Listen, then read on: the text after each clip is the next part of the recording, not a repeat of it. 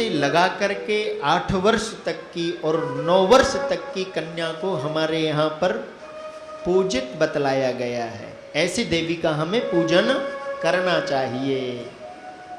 और जहाँ 10 वर्ष की अवस्था पर वो प्रवेश करती है तो फिर वो पूजा के योग्य नहीं होती है, बंदनीय रहती है। लेकिन जो पूजा पर ग्रहण करने की जो आयु है वो इतनी वर्ष की कन्या को लेकर के हमें उसका पूजन करना चाहिए। नवरात्र के पर्व पर आप कम से कम कुछ नहीं कर सकते हो, आपके पास ज़्यादा सामर्थ्य नहीं है, तो एक छोटी सी बालिका को बुला करके जो 4 वर्ष की हो, 6 वर्ष की हो, 7 वर्षा हो, 8 वर्षा हो, ये गौरी, इनकी सबकी कौन शैलपुत्री है, ये ब्रह्मचारिणी है, ये चंद्रघंटा का रूप है, ये महामाया का, पराम्बा जगदम्बा का वो स्वरूप है। सब माँ के रूप उन नव देवियों पे, नव अवस्थाओं पर विद्यमान रहते हैं। कम से कम एक काम जरूर करना, ऐसी कन्या को घर पे बुला करके जो पूजा के योग्य है उसको विधिवत कुछ खीर और उसके पाद का प्रक्षालन करके उसके चरणामृत को लेकर के अपने संपूर्ण आंगन पर उसको छिटक करके और फिर उसको कुछ द्रव्य आदि दे करके हाथ जोड़ करके और बस केवल एक ही भावना को लेकर के आप उसका पूजन करना कि ये पराम्बा है, ये जगदम्बा है। बस इतना यदि आपने कर लिया ना, आप पाठ मत करो, आप व्रत मत करो, आप नहीं कर पाते हो चलेगा, किंतु यदि आप इतना भी कर लेते हैं नवरात्र के पर्व पर तो आपकी वो जो नवरात्रि है ना वो पूर्ण मानी जाती है। बेटियों की कितनी महिमा है, कहां तक कहें। हमारे आज लोग कहते हैं नारी की बड़ी दुर्दशा है। ना ना ना, नारी का जो स्थान भारतीय संस्कृत ने दिया हुआ है वो शायद किसी ने नहीं दिया हुआ है। यहां तो लिखा है यत्र नारीस्त पूजन्ते रमन्ते तत्र देवता। जहां नारी की पूजा होती है, जहां शक्ति की आराधना होती है, वहां देवताओं का निवास स्थान बन जाता है।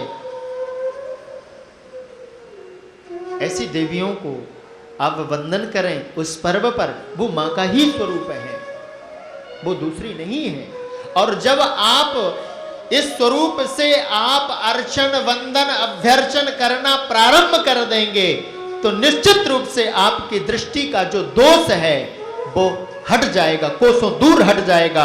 और फिर जो आने वाली जो घर में जो बालिका है उसके प्रति भी आप नेगेटिव थिंकिंग नहीं रख सकेंगे, आप पॉजिटिव थिंकिंग ही रख पाएंगे। गुरुदेव सुखदेव ने सर्वप्रथम यदि श्रवण कराया तो बेटियों का चरित्र श्रवण कराया। देवहूति का जो विवाह हुआ वो ऋषि कर्दम के साथ पर हुआ। ऋषि कर्दम जब तप करने लग गए तो भगवान प्रसन्न होकर के ऋषि कर्दम के पास पर आए और कहा वर मांगो, क्या चाहते हो। ऋषि कर्दम ने कहा पिता ब्रह्मा की आज्ञा है कि आप विवाह करो, पर प्रभु विवाह मैं जानता हूं कितना बड़ा बंधन है, मैं विवाह तो नहीं करना चाहता था पर पिता की आज्ञा है इसलिए मुझे विवाह करना है। एक बात बतलाएं, बहुत से लोग आज विवाह को बहुत बड़ा बंधन बतलाने लग जाते हैं, वास्तव में वो बंधन है कि नहीं है।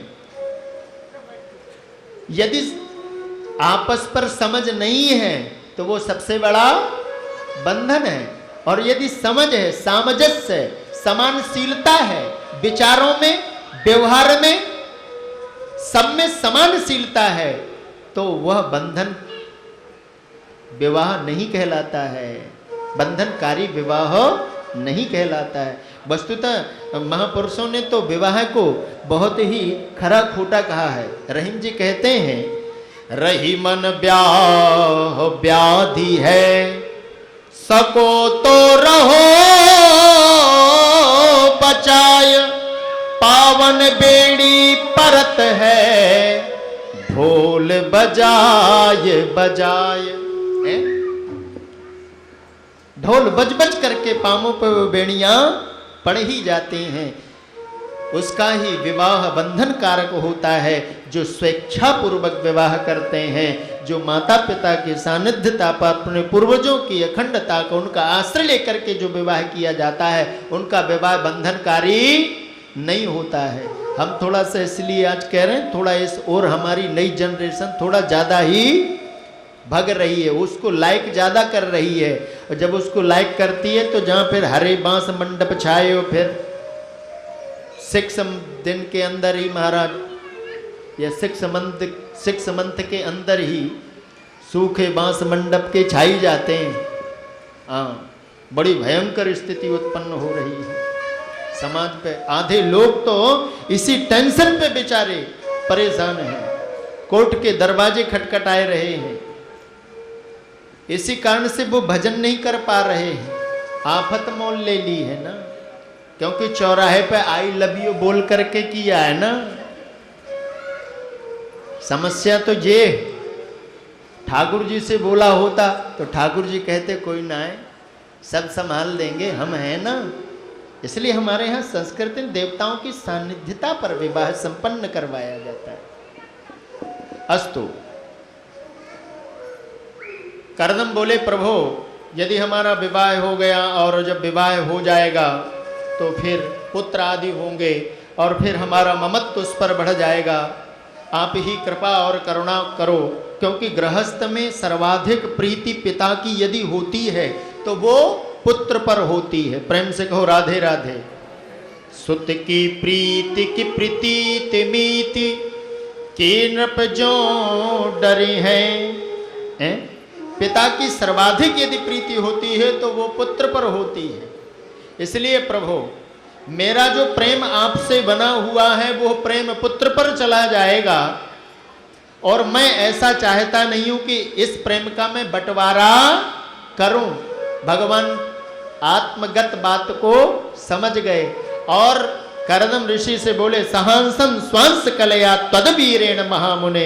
अरे करदम, हम आपके वीर का आश्रय लेकर के आपकी पत्नी के गर्भ से हम स्वयं उत्पन्न होंगे, फिर तुम्हारा जो ये प्रेम हमारे से बना हुआ है वो प्रेम नहीं टूटेगा।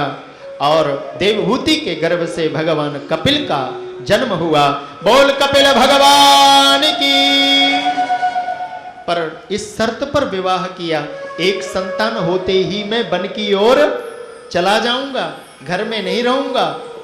पर देवहूति के साथ पर जब विवाह हुआ तो महाराज दिव्य विमान पर आरूढ़ हुए दोनों दंपति अनेक कंदराओं पर भ्रमण करते हुए अनेक वर्ष व्यतीत हो गए। इसी समय पर ऋषि करदम के घर पर 9 कन्याओं का जन्म हो गया।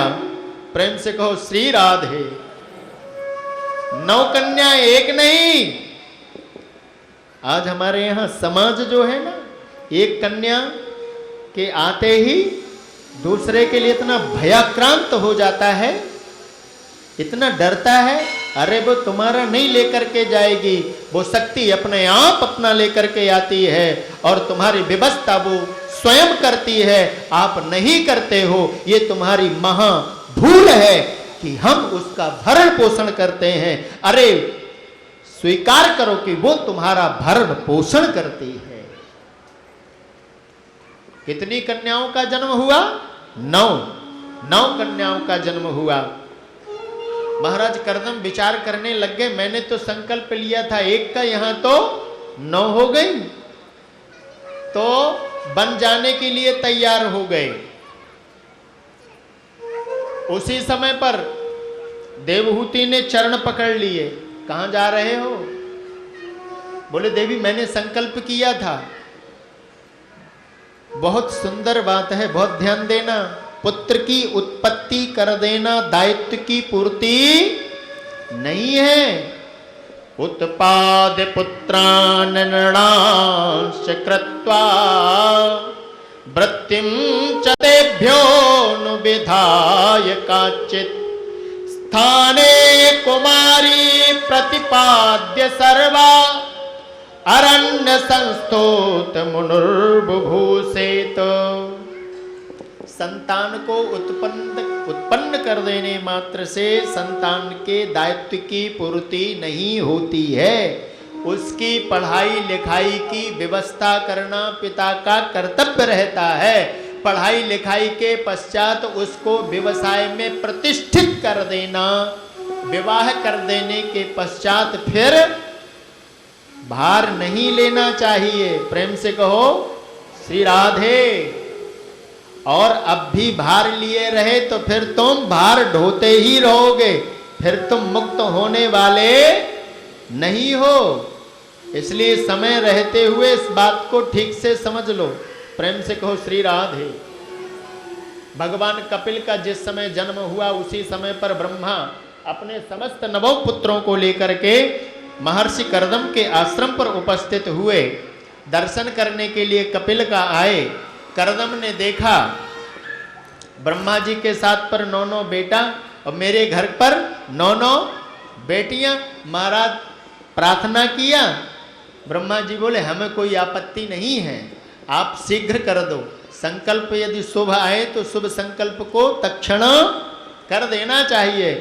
विवाह कर दिया। विवाह हुए।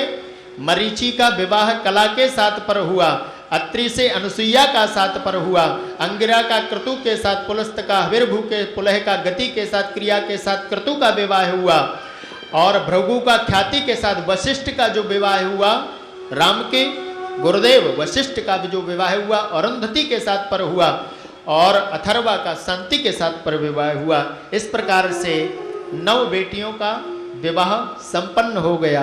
बोल भागवत भगवान की। अब महाराज पुनः जब कर्दम जाने लग गए विवाह करने के पश्चात, पुनः देवी ने पुनः पैर पकड़ लिए। बोले कहां जा रहे हो? ये बेटियां तो ब्याह दी, मैं बुढ़ापे पे किसके सहारे रहूंगी? क्योंकि नारी का जो जीवन है ना, वो तभी तक जीवन है जब तक उसका पति है। देखो आकाश मंडल पर यदि तारे हैं तो वो चंद्रमा के वजह से चमक रहे हैं। ऐसे ही यदि शोभा है तो वो पति के कारण से आपकी शोभा है। पति के न रहने पर स्त्री की शोभा खंडित हो जाती है। आज हाथ जोड़ करके देवहूति ने कहा, जिए बिन देह नदी बिन नाथ, जिए बिन देह नदी बिन वारी, तैसे नाथ पुरुष बिन नारी। जैसे नदी में जल नहीं हो तो जल नदी का कोई महत्व नहीं, नदी नदी नहीं कहलाती है। ऐसे ही पति के ना रहने पर नारी नारी नहीं कहलाती है। पुनः आर्त भाव को देखा, विनम्रता को देखा, और ऋषि कर्दम ने विचार किया, अरे देवी चिंता मत करो, तुम्हारे गर्भ से जो अवतरित हुआ है ये साक्षात वही है, अब मुझे जाने दो। और भगवान कपिल के सामने ऋषि कर्दम ने हाथ जोड़े हैं, और हाथ जोड़ करके महाराज आज्ञा मांगी है पुत्र से, और कर्दम को भगवान कपिल ने आज्ञा प्रदान की। गच्छ कामं मया पृष्टो मयि सन्न्यस्त कर्मणः, जित्वा सुदुर्जयं मृत्युम अमृतत्वाय मां भजः। गच्छ कामं मया सृष्टः, समस्त कर्मों का न्यास करते हुए जाओ, वन पर अजेय मृत्यु पर विजय प्राप्त करो और मेरा भजन करो। इस प्रकार से कह करके ऋषि कर्दम प्रस्थान किए हैं। बट ध्यान देने की बात यह है कि भगवान घर पर हैं और ऋषि कर्दम जो हैं वो वन की ओर जा रहे हैं। भजन भी तो करने उसी का जा रहे हैं जो घर में है। ऐसा क्यों? बहुत ध्यान देना, जिस भूमि पर आपका जन्म होता है उस भूमि पर आप रह कर के भजन करना चाहो तो आपके द्वारा भजन नहीं बनेगा। इसलिए ऋषियों ने हमारे यहां पर व्यवस्था की, 25 वर्ष तक आप विद्याध्ययन कीजिए, इसके पश्चात आप 25 वर्ष तक गृहस्थ भोगिए।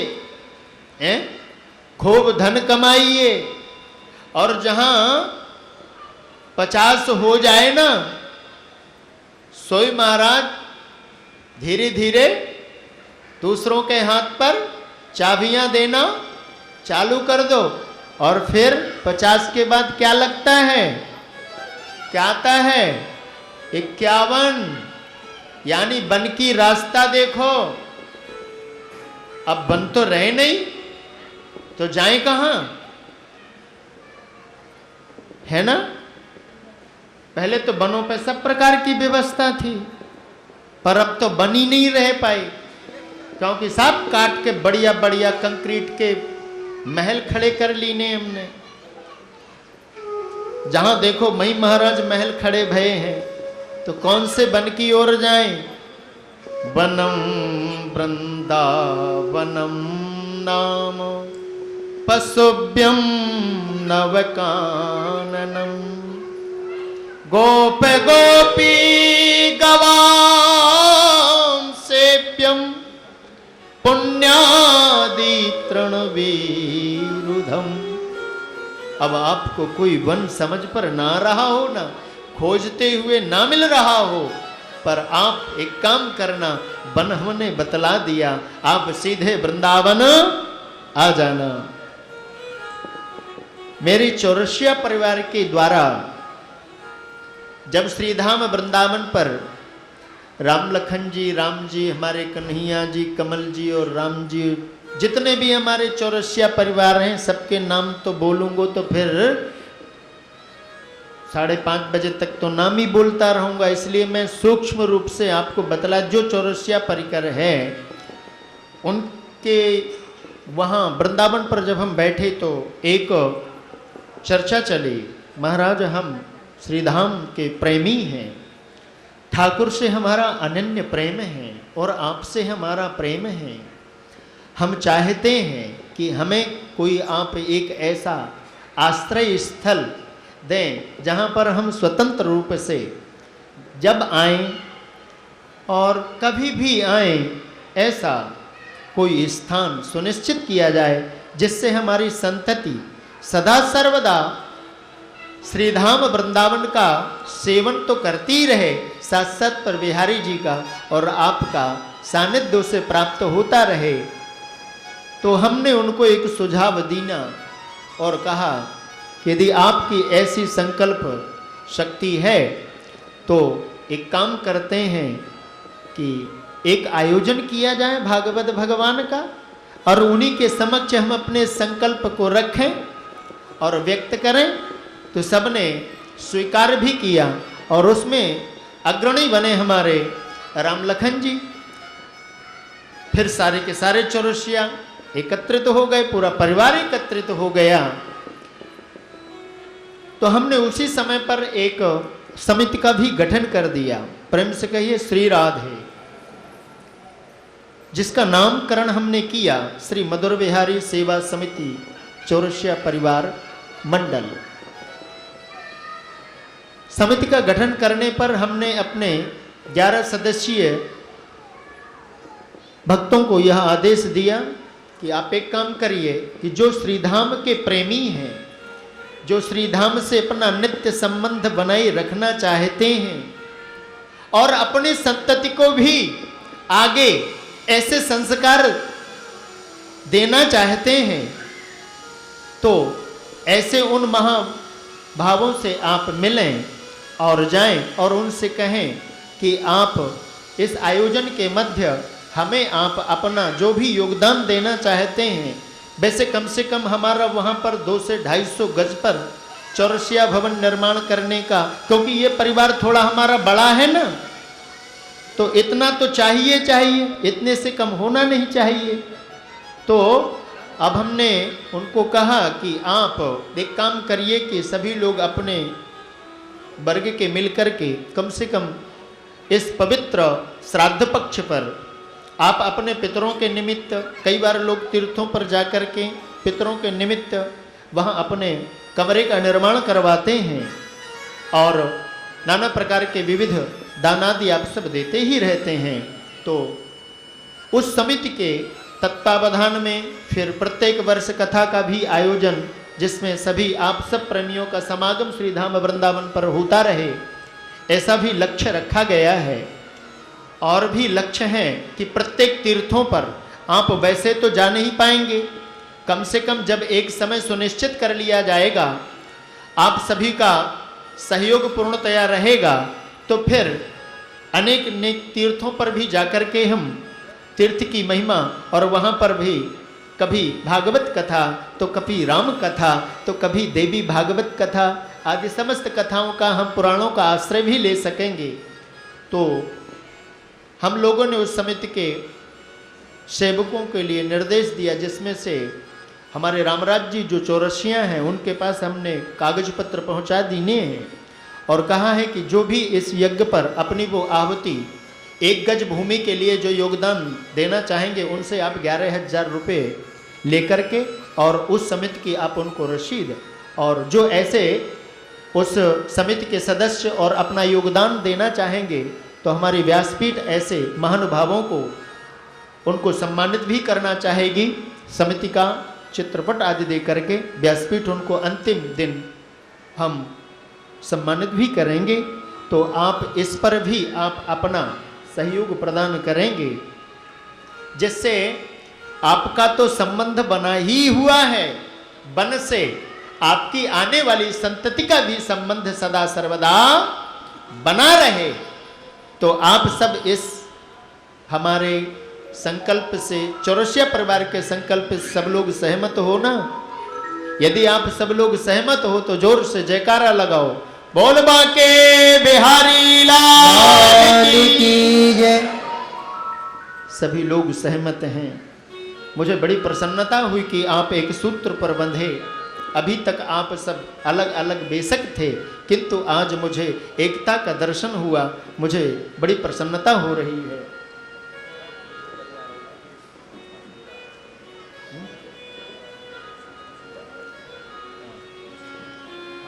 हमारा और भी परिवार है, मित्तल परिवार भी है। अभी मैं जहाँ मधुबनी बिहार कथा करने के लिए भी जा रहा हूँ, तो वहाँ पर भी मुझसे जायसवाल परिवार ने कहा है, महाराज हम भी आपके शुभ संकल्प पर सम्मिलित होंगे।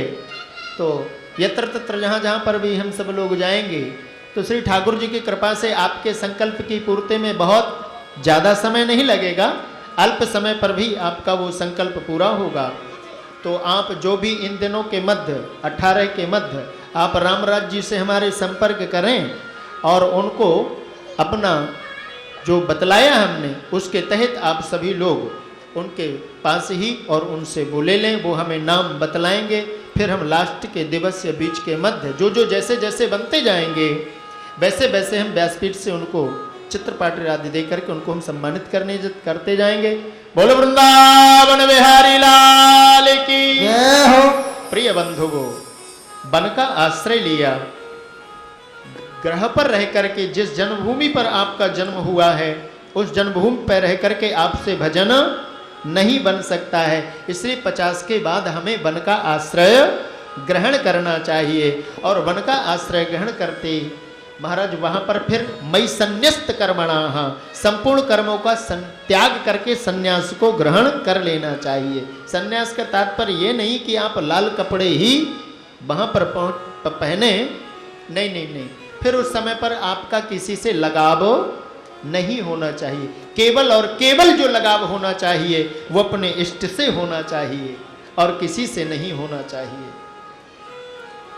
ऋषि कर्दम प्रस्थान किए, यहाँ माता देवहूति और महाराज कपिल।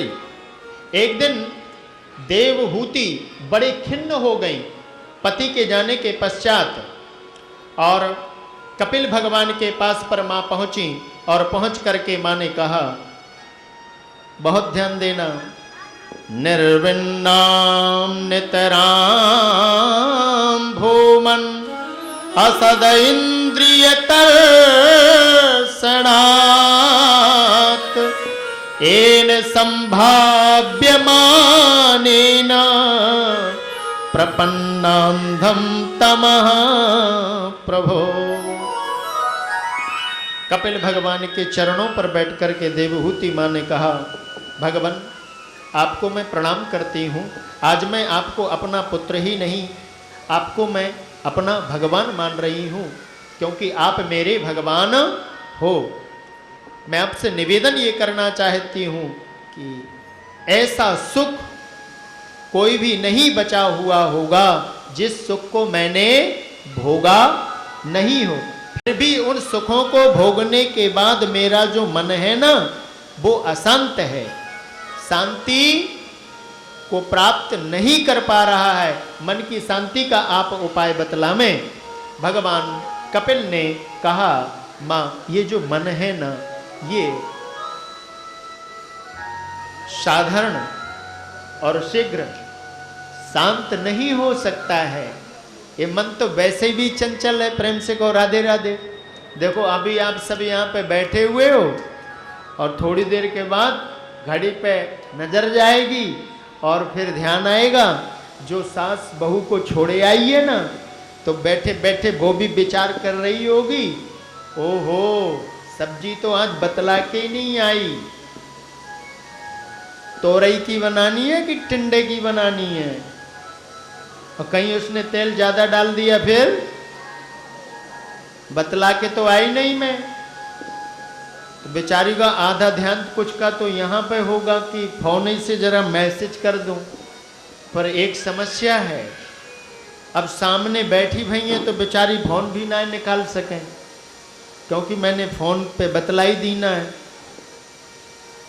पर कोई बात नहीं है, ये मन जो है ना, एक क्षण के अंदर पता नहीं कहाँ से कहाँ चला जाता है।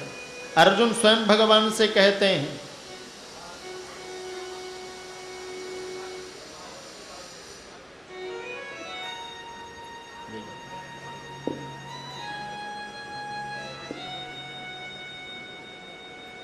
कोई गाड़ी की चाबी, अरे भैया ये बीच पे व्यवधान वहीं दूर रखा करो, ये चाबी कौन छोड़े आया गाड़ी पे लगी हुई, भैया किसी की है वो अपना ले आओ। राधे राधे। बोलो वृंदावन बिहारी लाल की। कथा कतारतम आपकी उद्विग्नता, आपका हिलना और डुलना एकाग्रता से भंग हो जाता है। इसलिए उत्तम कोटि का जो श्रोता होता है वो एकदम दत्तचित्त अटेंशन की अवस्था पर रहता है, और जब उस श्रोता से एक कांटेक्ट होता है ना, तो भागवत का जो मर्म है ना, फिर वो निकल करके आ पाता है। और मैंने प्रथम दिवस ही कहा था कि आप कथा तो सुनते ही रहते हैं, किंतु मैं अपने चौरसिया परिवार को कथा तो सुना ही चुका हूँ, सुनाऊंगा भी, सुनाता भी रहूंगा, किंतु इस पक्ष पर, श्राद्ध पक्ष पर मुझे कथा का जो रस रस है ना, वो ही पिलाना है। मैं पिला तभी पाऊंगा जब आपकी स्थिति को देख लूंगा। यदि आप पिपासु होगे तो निश्चित रूप से पिलाने वाले को आनंद आता है। यदि आपको प्यास नहीं लगी है, प्रेम से कहो राधे राधे। देखो आप घर से आए चल करके, हैं, थोड़ा गर्मी तो है ही है, और भागवत पंडाल की प्याऊ लगी हैं, और हम उस पर बैठे हो पानी पिलाने के लिए, हैं, आपको प्यास लगी नहीं हो, आप रिस्पेक्ट बसात आप थोड़ा जल पिएंगे, किंतु आप उस जल के महत्व को नहीं समझेंगे कि वो मीठा था कि वो ठंडा था।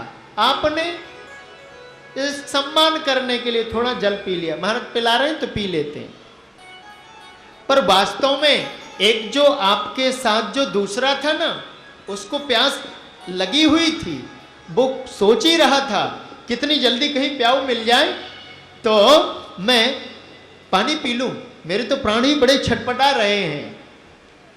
और जब उसको पानी पिलाया गया, और जब उसने पानी पिया तो उसने पानी के महत्व को भी समझा और पानी की मधुरता को भी समझा। शीतल था और मीठा भी था। प्रेम से कहो राधे राधे। आपकी प्यास को देख करके ही मैं आपको पानी पिला पाऊंगा। प्रेम से कहो राधे राधे। और ये पक्ष जो है ना, वो तो भैया पानी पिलाने का ही पक्ष है। है कि नहीं? अब सुबह सुबह अपने पूर्वजों के लिए तर्पण करते हो कि नहीं करते हो? सारे लोग कर रहे हैं यहाँ बैठ करके। तो आपकी पिपासा जब मुझे समझ आएगी ना, तो आप बहुत कथा के मध्य प्रयास करना, अपनी सावधान की स्थिति को थोड़ा सा, मैं ज़्यादा समय तो नहीं लेता, आपका 3 घंटे लेता हूँ, तो 3 घंटे ये आपके बहुत महत्वपूर्ण हैं।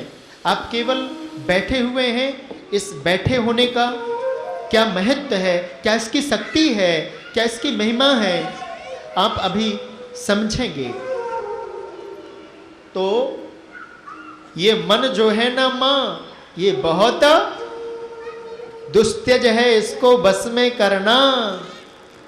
ये वायु से भी तेज है। प्रेम से कहो राधे राधे। सबसे पतला क्या है? जल या वायु, लेकिन उससे भी 1000 गुना पतला है ये मन। मन को वश में कैसे किया जाए? और जब तक ये मनीराम बस में नहीं हुआ ना, तब तक काम नहीं बनने वाला। फिर आप खूब माधव से लाल लड़ाते रहो, क्योंकि गोविंद के पास सब कुछ है। प्रेम से कहो राधे राधे। उसके पास तुम्हारे केले की आवश्यकता नहीं है ना।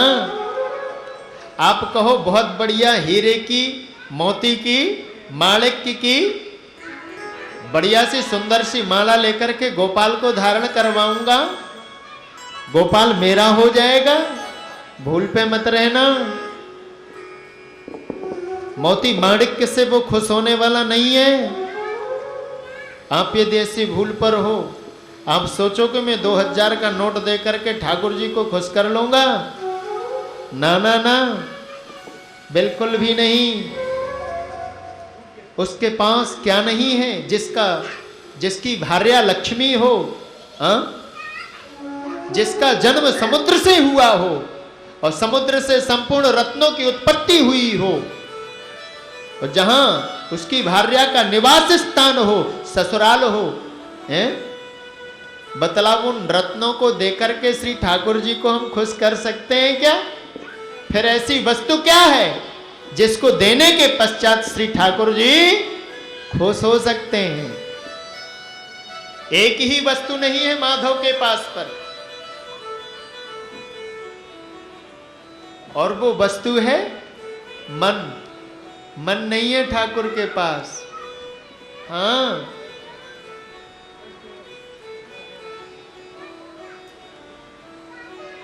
उसे कुछ जो कुछ चाहिए ना, थोड़ा वो देने का प्रयास करो, उसे मन दो अपना।